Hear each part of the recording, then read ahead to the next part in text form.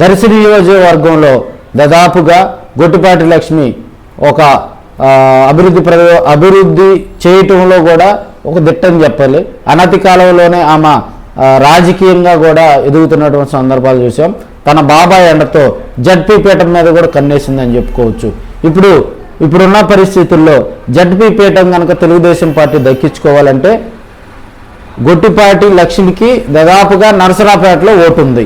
ఈ నరసరాపేట నుంచి కూడా ఈ ఓటును పర్చూరు నియోజకవర్గం అంటే గొట్టిపాటి లక్ష్మి సొంతూరు పర్చూరు నియోజకవర్గంలో ఉంది కాబట్టి ఆ నియోజకవర్గంలోకి ఆమె ఓటును బదలాయించుకొని కూడా ఆమెను పర్చూరు జడ్పీటీసీగా గెలిపించేందుకు కూడా గొట్టిపాటి రవికుమార్ ముమ్మర ప్రయత్నాలు చేస్తున్నారని చెప్పుకోవాలి. ఎందుకంటే గొట్టిపాటి రవికుమార్ అంటే మనకు ఆల్మోస్ట్ గుంటూరు జిల్లాలో కలిసినటువంటి అన్ని నియోజకవర్గాల్లో తెలుగుదేశం పార్టీ కని విని ఎరగని రీతిలో కూడా మెజార్టీ సాధించింది.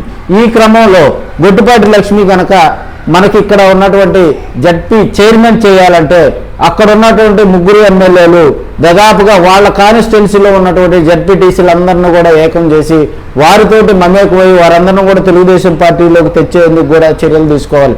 ఎందుకంటే మనకు 30 జడ్పీటీసీలు కావాలి.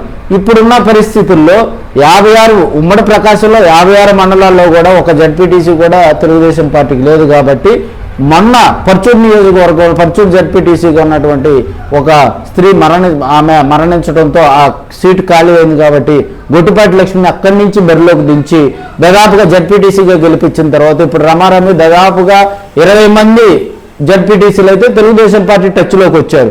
సో 3 కాన్స్టిట్యున్సీస్ పెద్ద కాన్స్టిట్యున్సీ అయినటువంటి అద్దంకి, పర్చూరు, చీరాల ఈ 3 నియోజకవర్గాల్లో కూడా దాదాపుగా వీరందరూ జడ్పీటీసీలు అందరినీ కనుక వాళ్ళు టచ్లో ఉన్నటువంటి వాళ్ళందరినీ కనుక అదుపులోకి వాళ్ళందరినీ కనుక తెలుగుదేశం పార్టీలో కనుక చేర్చినట్లయితే తెలుగుదేశం పార్టీ జడ్పీ పీఠం కైవసం చేసుకోవటంలో ఎలాంటి సందేహం లేదు. అయితే గొట్టిపాటి రవికుమార్ పర్సనల్గా కూడా ఉమ్మడి ప్రకాశం జిల్లాలో తెలుగుదేశం పార్టీ తరఫున గెలిచినటువంటి 10 మంది ఎమ్మెల్యేలను కూడా ఆయన రిక్వెస్ట్ చేస్తున్నటువంటి సందర్భాలు వార్తలు అయితే జోరుగా వినిపిస్తూ ఉన్నాయి. సో మనకి ఎర్రగొండపాలెం, దర్శి కాన్స్టిట్యున్సీ అంటే ఈ 2 చోట్ల మాత్రమే వైసీపీ గెలవటం జరిగింది. ఆల్మోస్ట్ దర్శిలో గొట్టిపాటి లక్ష్మి ఇన్ఛార్జిగా ఉన్నారు. సో ఒక ఎర్రగొండపాలెం కాన్స్టిట్యున్సీలో కొన్ని జడ్పీటీసీలు చేజారే అవకాశం ఉన్నాయి. మిగతా చోట్లంతా కూడా టీడీపీ ప్రాబల్యం ఉంది. కాబట్టి ఆ వైపుగా చర్యలు తీసుకొని గొట్టిపాటి లక్ష్మిని జడ్పీ చైర్మన్గా కూడా గెలిపించేందుకు కూడా చర్యలు తీసుకుంటున్నారు. ఎందుకంటే ఇప్పుడు జడ్పీ చైర్మన్ పదవి ఆల్మోస్ట్ బూచేపల్లి శివప్రసాద్ రెడ్డి వాళ్ళ మదరు బూచేపల్లి వెంకయ్యమ్మ చేస్తూ ఉంది.